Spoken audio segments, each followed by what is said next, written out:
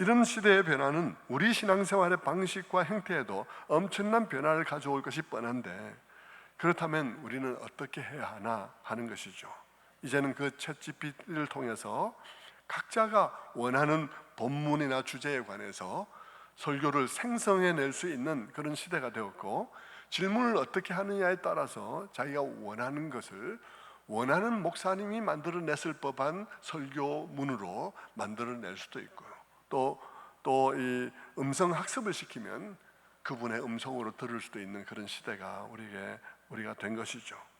그런 가운데 우리의 신앙생활은 어떻게 될 것인가, 예배생활은 어떻게 될 것인가, 가능한 모든 것이 다 가한 것인가 하는 생각들을 우리가 하게 되죠. 굉장히 혼란스러운 상황 속에 있게 된 것입니다. 엄청난 변화가 이미 왔고, 그런 변화는 우리 가운데 하나의 트렌드로 이미 형성되게 되었는데, 그 트렌드를 우리는 어디까지 수용하고 어디부터는 거부해야 할 것인지, 그리고 무엇을 우리는 해오던 것 중에서 무엇을 우리는 지키며 무엇을 내려놓아야 할 것인지 하는 것에 대해서 생각을 해야 하게 된 것입니다. 지금까지의 그 7번의 설교는 바로 그런 상황과 관련되어진 것이죠. 이 설교들을 통해서 나눈 것은 무엇입니까? 그것은 이런 상황 속에서 우리는 무엇을 근거로 판단할 것인가 하는 문제였습니다. 많은 사람들이 그렇게 한다고 해서 우리도 그렇게 할 것인가? 그렇다면 성경은 우리들에게 넓은 길로 가지 말라고 했는데 그런 말씀들과는 어떻게 되는 것인가 하고 생각하게 되는 것이죠. 트렌드라는 것은 그냥 형성되는 것이 아니라 이 시대의 변화 속에서 많은 사람들이 편리하다고 생각하고 공통적으로 편리하다고 생각한 것에 의해서 트렌드가 형성되는 것일 텐데, 그럼에도 불구하고 우리는 그 편리함이 우리의 기준이 될 수 있는가? 진리에 관해서 편리함과 또 우리의 편하다는 느낌이 그 모든 것의 기준이 될 수 있는가 하는 문제에 대해서 심각하게 고민하며 생각해 봐야 하게 된 것입니다. 이 부분에 대해서 판단을 하려면 무언가 우리에게 판단의 근거가 필요하게 된 것이죠. 그래서 제가 이 설교를 통해서 제시하고자 했던 것은 바로 교회의 본질 문제인 것입니다. 이 문제들에 대해서 우리가 결정하기에 앞서서 먼저 교회가 뭔지, 교회는 왜, 무엇 때문에 하나님께서 교회를 부르신 것인지, 그리고 하나님께서 교회를 부르신 목적은 무엇인지에 대해서 우리가 먼저 아는 일이 있어야 판단이 가능하겠다는 생각을 하게 된 것입니다. 하나님의 영원한 계획과 그 계획 속에 교회를 부르신 부르심, 그리고 그 부르심의 본질이 뭔지를 제대로 알면 우리는 이 모든 문제에 대해서 저절로 판단이 내려질 수 있겠다 생각하게 된 것이죠. 그래서 지난 시간까지 살펴본 것이 무엇입니까? 그것은 교회의 본질입니다. 구약으로부터 나타난 교회를 향한 하나님의 부르심, 그래서 처음부터 거기에는 어떤 중요한 원리와 하나님의 생각들이 담겨 있는지를 살펴보니까 그 교회를 부르신 그 부르심 속에는 교회의 핵심되는 요소로서 공동체성이라는 것이 존재하고 있다는 사실을 보게 되는 것이죠. 교회에 있어서 공동체성은 시대마다 변할 수 있는 어떤 가변적 요소가 아니라 언제나 그러해야 하는 그런 본질적인 요소라는 사실을 성경을 통해서 보게 되는 것이죠. 언제나 그래야 한다는 것입니다. 하나님께서 처음부터 아브라함을 부르신 그때로부터 하나님께서는 공동체로서의 교회를 생각한 것이지 모래알처럼 각각 개인들이 구원받는 구원을 생각한 것이 아니었다는 말입니다.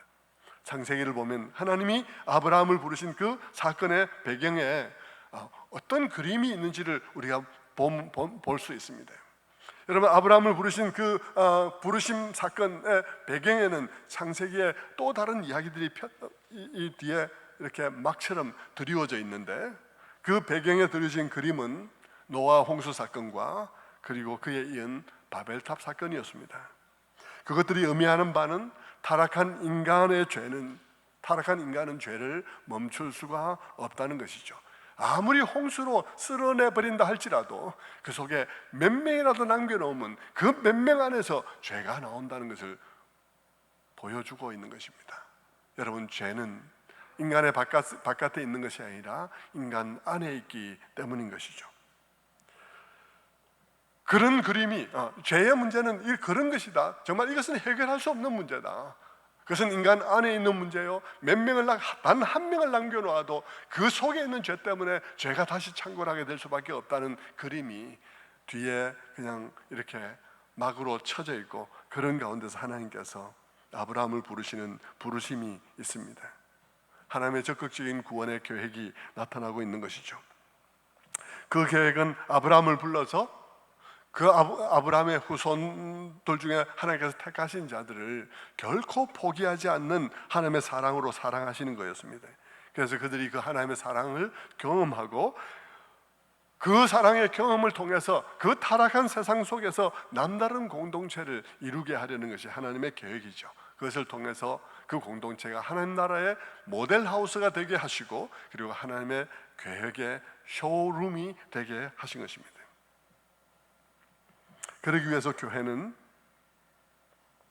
이 세상이 마치 진화론적 세계관 아래서 약육강식이 당연한 세상이 이치인 줄 알고 그냥 원래 세상이 그런 줄 알고 살아가는 그런 이 세상에서 우리가 다른 사람들이 되기를 원하는 것입니다. 여러분, 경쟁이 당연한 것으로 생각하고 온 힘을 다해서 학벌 경쟁을 하고, 경쟁에 살아남기 위해서 학원에 보내고 선행 학습을 하고, 그러면서 온 부모들이 다 미쳐가지고 막 그냥 함께 살 수 있는 훈련을 하나도 안 하고 그냥 혼자 살아남는 방법을 그렇게 익히느라고 온 힘을 기울이는 그런 세상 아니겠습니까? 그냥 아이들 그냥 끌어안고는 야야 내 사랑하는 내 새끼야, 그러면서 눈에 넣어도 안 아픈 내 새끼야, 그러면서 너는 온 이 세상에 단 한 명이 취업된다 하더라도 그건 너야 해. 104호에 사는 그 사람은 걔 아니야. 그러면서 막 아이들 붙잡고 그렇게 하는 세상이 된 것이죠.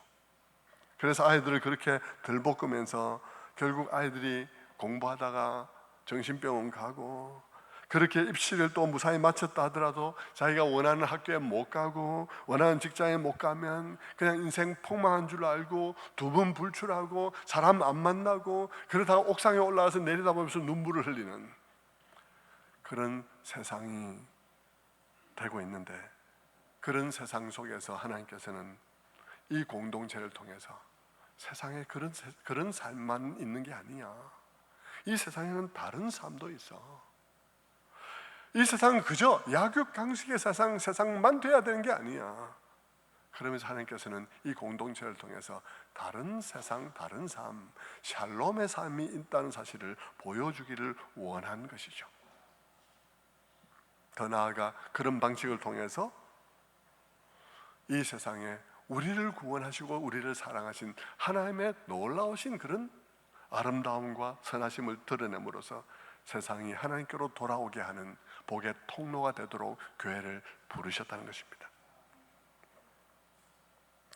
그러기 위해서 교회는 공동체성이 필수적이라는 것입니다.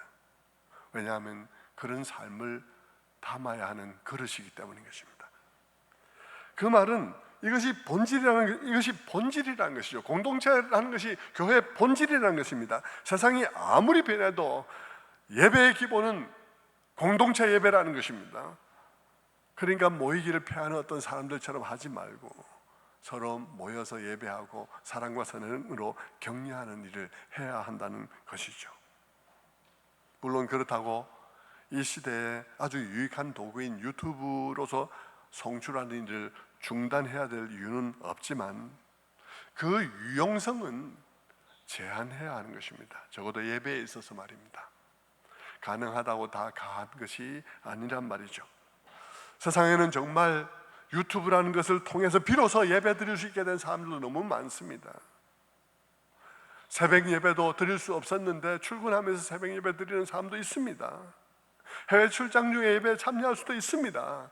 병중에 있는 사람들은 항암 치료하느라 몸이 감염에 극히 취약해진 상태에서 그런 있는 분들에게는 유튜브로 예배 드릴 수 있는 게 너무나 귀한 일이죠.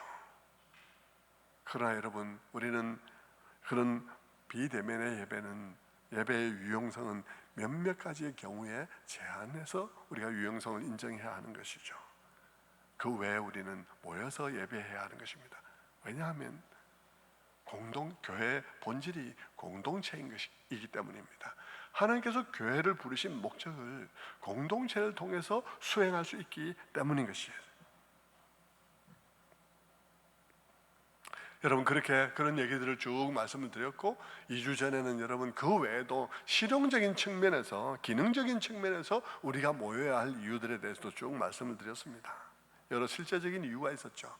우리가 신앙을 다음 세대에 계승하기 위해서는 우리가 집에 머물러서는 되지 않는 것, 당연히 집에 머물러서 신앙 계승 안 되는 것 안다면, 그리고 우리가 그런 방식으로 신앙을 우리에게 전달된 게 아닌 줄 알기에 우리는 그럴 수 없다라고 말해야 하는 것이죠. 우리가 우리 자녀들이 구원받기를 원한다면 그래야 하는 것입니다. 그리고 우리의 건강한 성장, 믿음의 건강한 성장을 위해서는 한 믿음의 마을이 필요하다는 사실을, 거기에 할아버지, 권사님, 장로님, 안수집사님, 교사 다 있어야 된다. 여러 봉사 하시는 분들이 다 있는 가운데 우리는 공동체 안에서 성장할 수 있다는 말씀을 드렸습니다.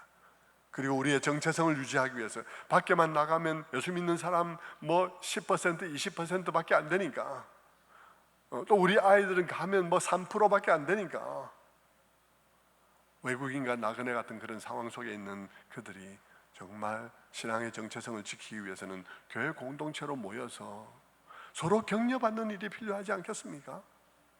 그런 것이죠. 그리고 서로의 거룩함에 대해서 책임져 줄 수도 있습니다. 우리는 연약한 자들이기 때문에 넘어지고 잘못하고 게을러지고 할 그때에 우리는 참 서로가 서로를 권면하고 도전하고 책망하고 권징하고 하는 것을 통해서 우리의 거룩함을 서로 지켜줄 수 있는 것이죠. 그리고 언젠가 내가 낭망해서 신앙을 접어버렸을 때 공동체가 있다면 다가와서 다시 일으켜서 가게 되겠죠. 우리의 신앙적 안전함도 그 속에 있습니다. 그리고 공동체가 있어야 우리는 신앙적으로 우리가 배웠던 모든 것들을 실천할 그런 장이 있는 것이죠. 성경의 모든 명령은 서로라는 말이 붙어 있기 때문인 것입니다.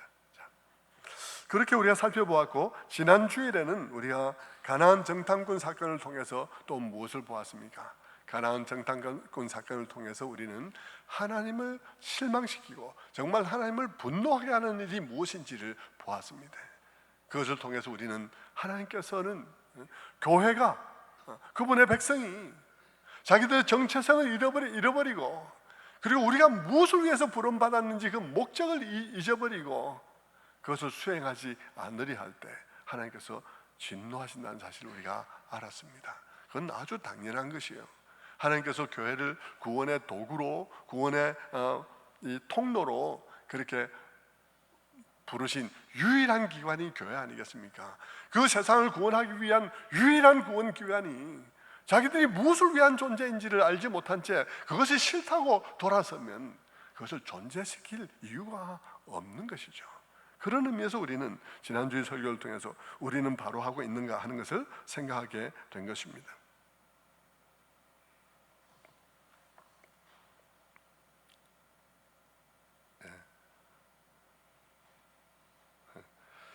제가 다시 가끔가다 이런 일이 벌어져가지고,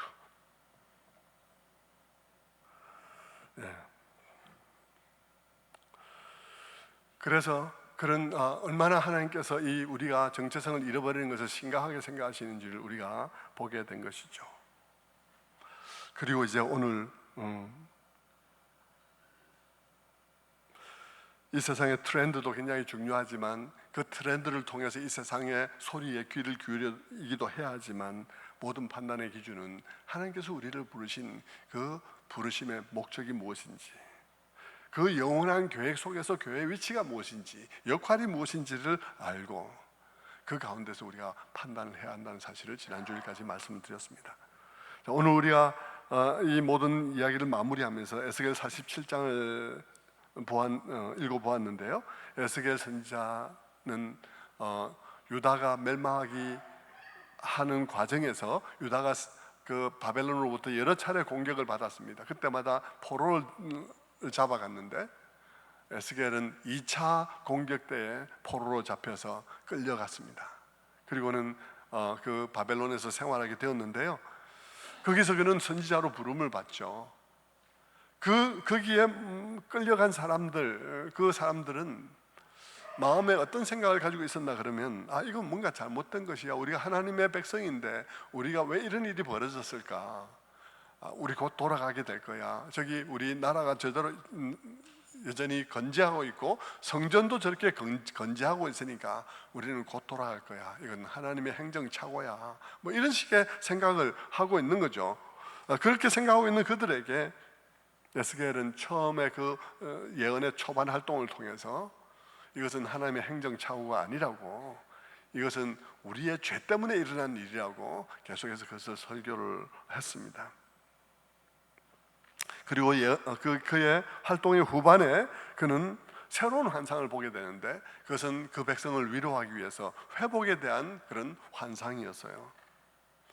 성전이 다시 재건되어지고 하나님의 영이 그쪽으로 다시, 영광이 다시 그쪽으로 돌아오게 되고, 그리고 모든 것이 회복되어지는 그런 내용을 그는 환상으로 보게 된 것입니다. 그 내용을 한번 잠깐 보면요, 에스겔 40장 3절, 에스겔서 40장으로부터 이 47장이 다 한 통으로 되어 있는 그런 그 환상입니다. 환상인데요, 40장 3절을 봅니다.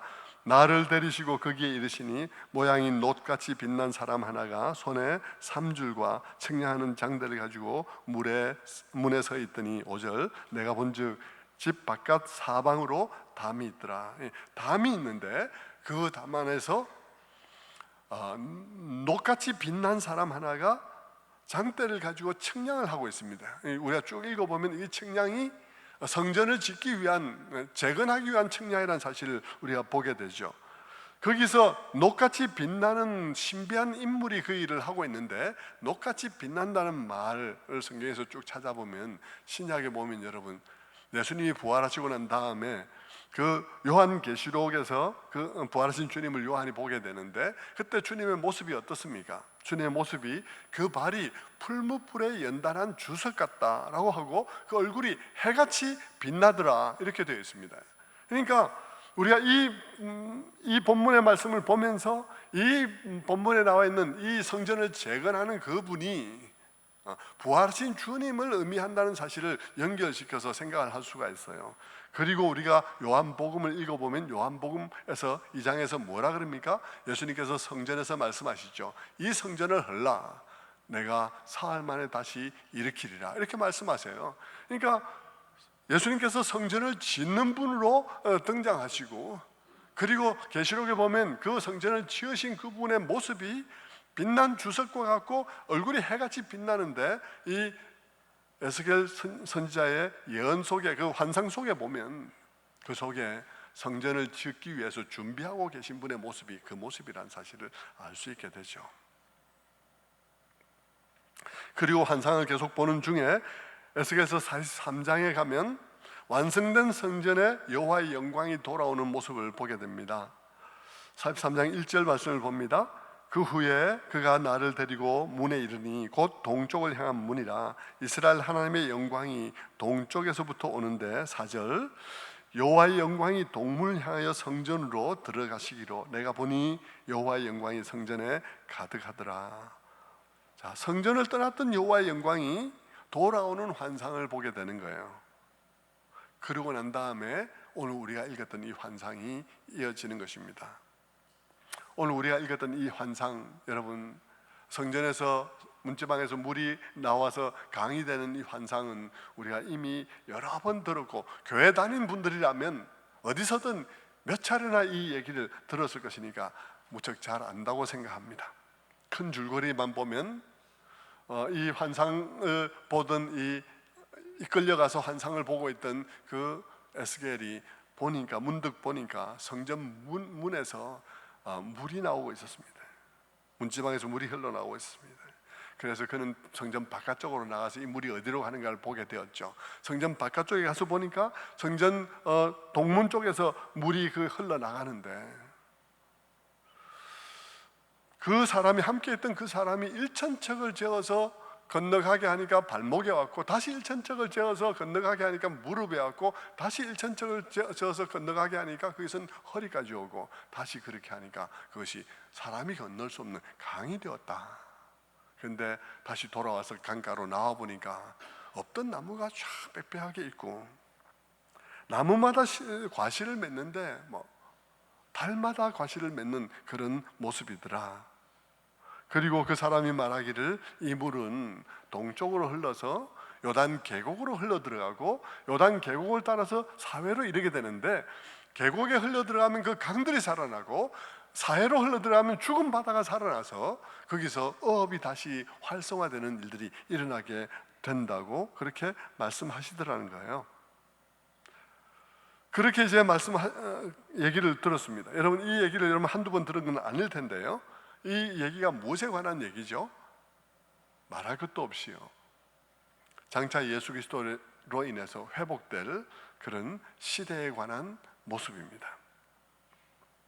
예수 그리스도의 죽으심과 부활로 인해서 완성될 성전, 곧 부활하신 그 주님, 그 부활하신 주님으로부터 흘러나오는 물, 그것에 대해서 말하는 것이죠. 주님의 십자가와 부활에서 흘러나오는 복음이라고 말할 수도 있고요. 그 물은 주님의 죽으심과 부활로 말미암아 우리에게 오게 되신 성령이라고 말할 수도 있습니다. 결국 성령과 복음이 함께 일하는 것이니까요. 아무튼 여러분, 장차 이 세상을 살리는 물의 역사가 일어나게 될 것이라는 말을 하고 있는 것인데, 그것은 성령의 시대를 내다보고 있는 것입니다. 그런데 그 시대를 바라보면서 그 시대의 특징을 이 에스겔은 강으로 묘사를 하고 있는 거예요. 이 환상은 강으로 묘사를 하고 있는 거예요. 여러분, 사실 강은 성경에도 많이 등장하고 일반 신화에도 많이 등장하고 되게 이미지들은 비슷해요. 강이라는 것은 이렇게 땅을 비옥하게 하고 식물이 잘 자라게 하고 그런 종류의 의미를 가지게 되죠. 그런데 여러분, 여기에 지금 등장하고 있는 에스겔서에 등장하고 있는 강은 다른 어떤 특징을 특별히 강조하고 있는데, 그 하는 강조점들은 신약시대의 복음의 역사의 특징을 잘 나타내도록 맞추어져 있습니다. 첫째는요, 그 강은 시작이 아주 미미하다는 것입니다. 많은 다른 곳의 강들도 시작이 미미하죠, 당연히.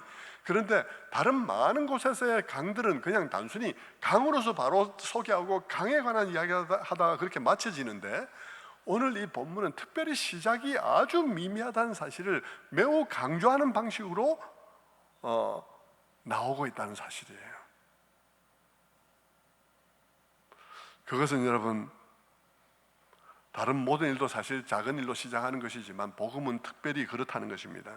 복음은 시작으로부터가요, 물론 창세기 3장에 하나님께서 여인의 후손 얘기를 할 때도 복음이 시작하는 것이지만, 그러나 여러분, 이 적극적으로 하나님께서 조치를 취하는 방식으로 복음이 나타나고 있는 시작은요, 아브라함으로부터 시작되는 것이거든요. 여러분, 아브라함은 어떤 존재인가요? 그는 늙고 무자하고, 그래서 그는 너무나 참 왜소한 존재이죠.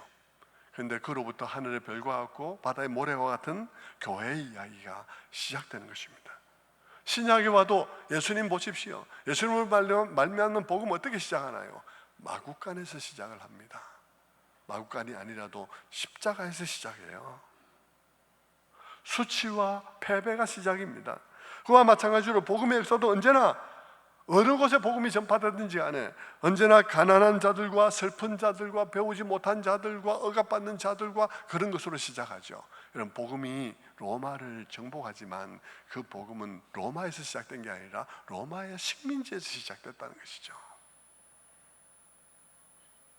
그런 식으로 신약 교회를 내다보면서 앞으로 예수 그리스도의 복음의 시대가 도래할 것인데, 그 시대가 이와 같이 아주 작게, 너무나 미미하게, 너무나 그런 실패 같은 모습으로 시작하지만 그것은 온 세상을 변화시키는 놀라운 그런 복음이 될 것이다 하는 사실을 말해주고 있습니다. 두 번째로 이 강에 있어서 중요한 특징은 이 강으로 말미암아 일어나는 변화가 엄청 심하다는 것입니다. 엄청난 변화의 정도가 어마어마하다는 것이죠. 물론 강들은 다 식물을 살게 하고 씨들은 식물들이 이렇게 살아나게 합니다. 그것은 모두가 다요, 살아있는 것들이 더욱더 생기가 충만하게 만들어주는 역할을 하죠. 그러나 여러분, 이 물은 흘러가면서 모든 것이 생명으로 충만하게 할 뿐 아니라 죽은 바다까지 살리는 그런 물이라는 사실을 말해주고 있습니다. 오랫동안 죽어 있고, 그래서 물고기가 살지 않고, 그래서 어부도 살지 않고, 그래서 아무도 거기 사는 사람도 없는 그런 곳에 그 물이 들어옴으로써 물고기가 살아 돌아오고, 그리고 이 편에서 저 편까지 사람들이 그물을 치는 곳이 되게 한다. 다시 말하자면 생태계가 살아나는 그런 일이 일어나게 하고 있다는 것을 말해주고 있는 것입니다. 생태계가 살아나는 거예요. 세 번째로는 그 강물이 얼마나 생명으로 충만한지, 강의 나무들이 열매를 맺는데 시즌 따라서 1년에 한 번 열매를 맺는 게 아니라 달마다 열매를 맺는 거예요. 얼마나 생명력이 충만한지 달마다 열매를 맺고, 잎사귀마저도 약효로 충만한, 그 존재 자체가 하나도 버릴 것 없는 충만한 그런 의미와 용도와 효능으로 가득한 존재가 되게 하더라는 것입니다. 강물이 닿는 곳마다 생명이, 강물이 닿는 곳마다 정말 의미가 충만해지는 역사가 일어나게 된 것이죠. 말할 것도 없이 그것은 복음과 성령의 역사를 말하는 것입니다. 실제로 여러분, 에스겔서의 이런 묘사는 신약에서 예수님께서 오셔서 자신에 대해서 하신 묘사와 그대로 맞아떨어지고 있습니다. 예수님께서도 사마리아 수가성 우물가에서 그 여인을, 남편을 6번째 남자와 살고 있는 그 여인을 만났을 때 말씀하셨습니다. 물에 대해서 말씀하셨어요.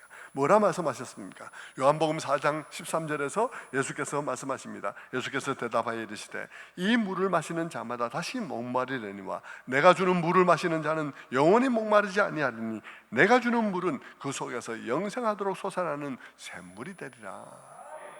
물을 우리가 마시는데요, 마시고 또 목마르면 또 마시잖아요. 우리가 마시는 물은, 그런데 주님께서 주시는 물은 우리 안에서 그 스스로 솟아나는 샘이 되어버림으로 말미암아서 다시 마실 이유 없이 우리 안에서 솟아나는 샘물이 되게 하겠다고 말씀하시고 있는 것이죠.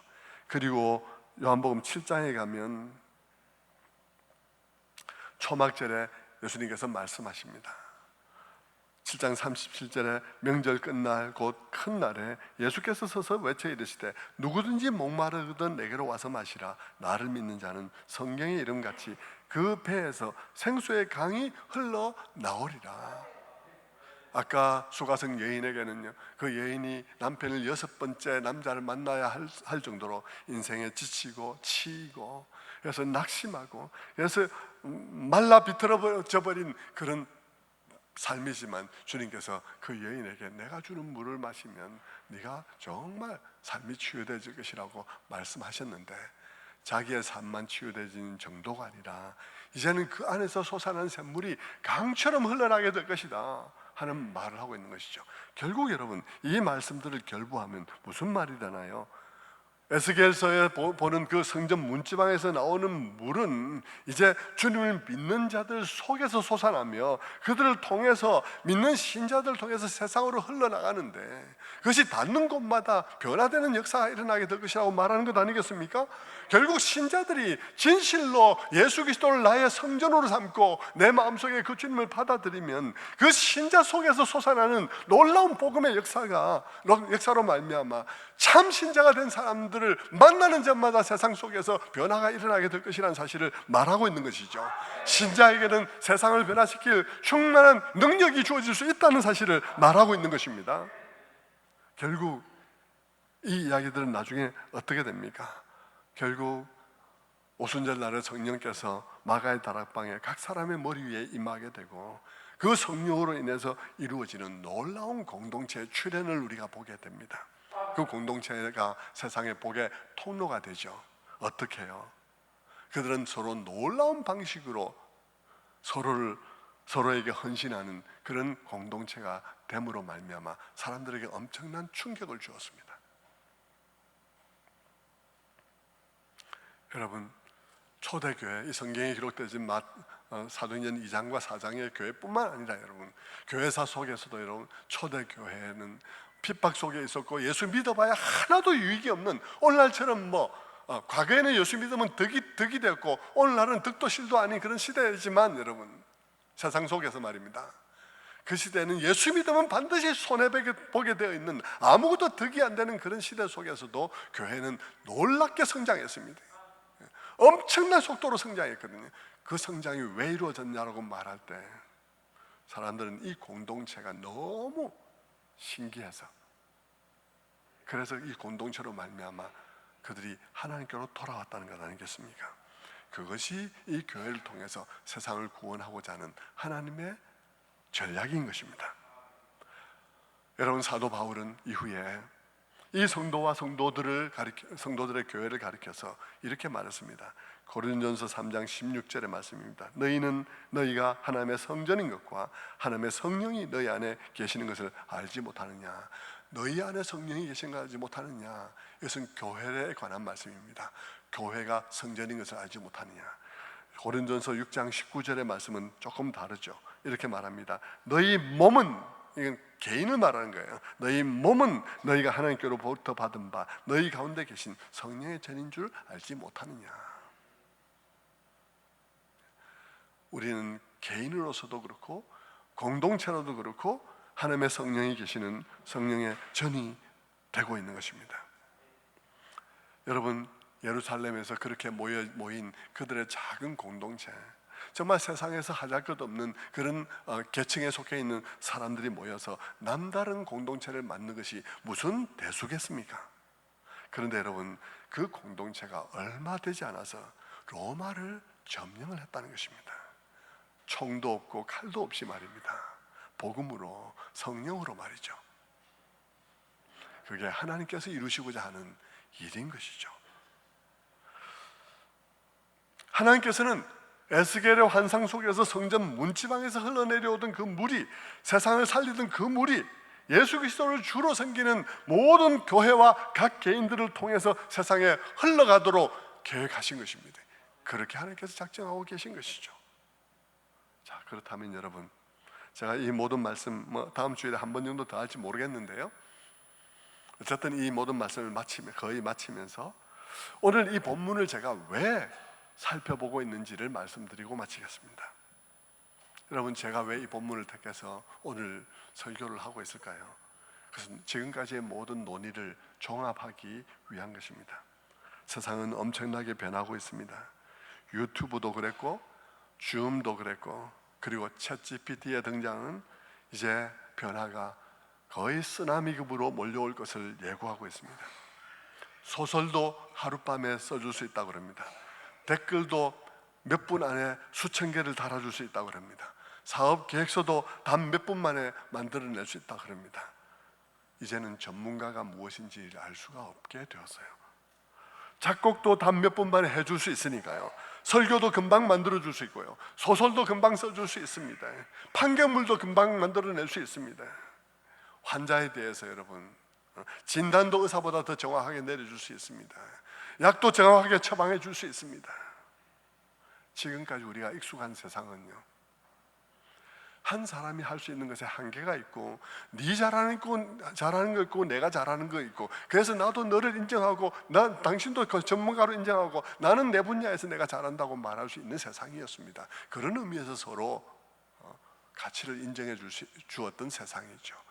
그런데 여러분, 이제는요, 모든 사람이 모든 것을 다 아는 시대가 되었습니다. 그런 엄청난 변화가 일어나게 된 것이죠. 앞으로 몇백 년에 걸쳐서 올 변화가 아닙니다. 지금 당장 눈 깜짝할 사이에 우리 앞에 나타날 변화된 세상입니다. 그 변화를 이제 인간이 따라잡을 수가 없게 되었습니다. 옛날의 노인들은요, 그냥 공중전화 어떻게 거는지를 몰라서 옆에 있는 지나가는 사람에게, 젊은이에게 공중전화 어떻게 거냐고 물어보는 정도의 당혹감이 있었습니다. 그러나 이제는요, 모르는 것에 홍수인 시대가 되었습니다. 그 변화를 감당할 자신도 없고요, 그 변화를 이해하기도 어렵습니다. 이 세상은 몇몇 기술 권력에 의해서 지배당할 같이 보여집니다. 그런 가운데 사람들의 직업은 어떻게 될까? 그들의 고용은 어떻게 될까?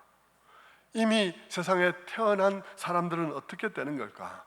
사람들은 두려워하고 있습니다. 이렇게 발달한 시대에 종교는 존재할까? 기독교는 여전히 필요할까? 그들에게도 복음은 필요할까? 공동체는 그들에게 필요할까? 여러분, 이렇게 물으시겠습니까? 그렇게 물을 필요가 없이 성경을 들여다보시라는 것입니다. 성경을 들여다보면 그런 시대에도 여전히 기독교가 답이고, 그런 시대는 더욱더 기독교를 필요로 한다는 사실을 보게 되는 것입니다. 성경을 통해서 우리는 단언할 수 있습니다. 인간은 홀로 살아갈 수 없는 것이라고. 처음부터 하나님께서 인간을 독차하는 것을 좋게 보지 않으셨다고 말씀하신 데에서 이미 인간은 사람을 필요로 하는 존재라는 사실을 우리가 보고 있는 것입니다. 사람은 사람 사이에서 태어나서 사람 사이에 성장해서 사람이 되는 것이지, 사람에게 태어나서 인터넷을 둘러싸여서 사람 되는 게 아니지 않습니까? 늑대 소년이 되는 것이 아니겠습니까? 공동체는 원래부터가 창조 질서라는 사실을 우리는 성경을 통해서 보게 되는 것입니다. 원래 하나님께서 그렇게 계획하신 거예요. 우리의 모양과 우리의 형상대로 사람을 만들자 하셨을 때 그 하나님께서는 원래 처음부터 삼위일체가 하나의 공동체된 존재로서 존재하고 있는 분이신 것입니다. 그분이 우리를 그분의 모양과 형상으로 지으셨던 것이죠. 성도 여러분, 우리가 궁극적으로 행복할 수 있는 길이 무엇인지를 거기서 보게 되는 것입니다. 인터넷, 그리고 유튜브, 그리고 챗 GPT, 이 모든 것이 다 너무나 놀라운 과학의 발전이지만 그것은 다 하나의 도구입니다. 그 도구를 가지고 어떤 삶을 살 것인가를 결정하는 선택은 인간이 합니다. 함께 사는 삶을 선택할 것인지, 아니면 혼자 사는 삶을 선택할 것인지, 그 기술 권력을 가지고 어떤 세상을 만들려고 하는 것인지, 그 선택은 사람이 하는 것입니다. 기술이 무엇을 가능하게 한다고 해서 반드시 그 방향으로 가야 하는 것도 아니고요, 우리가 그 기술에 대해서 윤리를 만들어내는 것도 인간이 하는 것입니다. 그 기술을 사용해서 우리가 어느 방향으로 발전시키고 어느 방향에서 활용할 것인지를 사람이 결정하는 것이죠. 결국 모든 문제는 인간에게 있는 것입니다. 인간의 문제인 것이죠. 인간이 변해야 한다는 것입니다. 그런데 복음이 그 일을 이루는 것입니다. 복음이 그 닿는 모든 것을 변하게 하는 것입니다. 그 물이 닿는 모든 것에 생명이 돌아오게 하는 것입니다. 아무리 인간 사회가 인터넷으로 고립되고 챗GPT로 인해서 사막화된 세상이 된다 할지라도 복음의 물이 흘러가면 그 땅이 돌아오게 될 것입니다. 왜냐하면 복음은 인간을 근본적으로 바꾸어 놓기 때문인 것이죠. 이기적인 인간을 이타적인 인간으로 바꾸어 놓기 때문인 것입니다. 새로운 피조물이 되게 하는 것입니다. 새로운 시대에도 여전히 복음은 그래서 필요한 것이죠. 공동체는 모든 시대에도 여전히 필수적인 존재 형태인 것입니다. 교회는 그렇게 존재해야 하는 것이죠. 교회는 세상에서 살아가는 방식으로 살아가는 것이 아니라 세상 속에서 그들과 다른 삶이 존재한다는 사실을 언제나 보여줘야 할 책임이 있는 것입니다. 말씀을 마무리하겠습니다. 오늘 성전이 완공되고 거기서 물이 흘러나오는 모습을 우리가 이 에스겔서에서 보았습니다. 세상을 모두 바꿔놓는, 닿는 곳은 곳곳이 다 변화시킬 수 있는 능력의 그런 물이 흘러나오는 것을, 성전에서 흘러나오는 것을 보고 있습니다. 그런데 여러분, 이 환상의 앞부분을 가면요, 성전을 짓는 모습이 있는데 담이 있었다고 아까 말씀드렸습니다. 담 안에서 성전이 지어지고 있다고 말씀드렸습니다. 담은 뭘까요? 담은 뭐고 물은 뭘까요? 여러분, 담은 구별입니다. 담은 구별입니다. 우리는 세상을 향해서 흘러나가기도 해야 되지만 우리 자신이 구분된 성전이 되어야 되는 것입니다. 우리가 정말 하나님께서 우리를 부르신 목적에 충실하게 교회에서 본연의 모습으로 회복해야 하는 것입니다. 우리가 그 본연의 교회 모습으로 회복되면 그 교회를 통해서 흘러나가는 물이 세상을 바꿀 것입니다. 그런 부름을 교회가 받고 있는 것이죠. 얼마나 영광스러운 부르심입니까? 여러분, 여러분의 인생을 하나님이 완성해 가는 이 얘기의 일부로서 살아가고 싶습니까? 아니면 아무 관련이 없는 조개 껍질을 줍는 삶을 살고 가겠습니까? 이것 또한 우리의 선택입니다. 여러분, 주 앞에서 올바로 선택해서 주님 앞에서 정말 놀라운 이 부름, 정말 우리의 시대가 너무 많이 변화되어지고 어떻게 될지 알지 못하는 모두가 불안한 이 세대 속에서 우리가 복음의 물을 강같이 흘려보내는 그런 교회 되기를 주님의 이름으로 축원합니다. 기도하겠습니다.